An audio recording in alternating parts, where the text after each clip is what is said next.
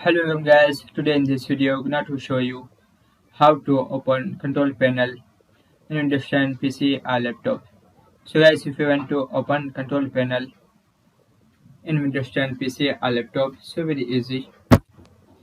First right click, after click on personalize, after click on themes, after click on desktop icon settings, and here the option control panel, so check this box. After click on apply, click on OK. There it is. So guys, this is very simple. Firstly right click, click on personalize,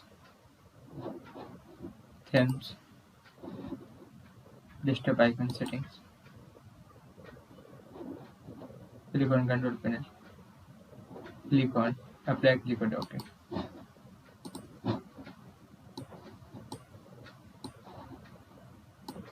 So guys, this is very simple and easy method if you want to open control panel in Windows 10 PC or laptop.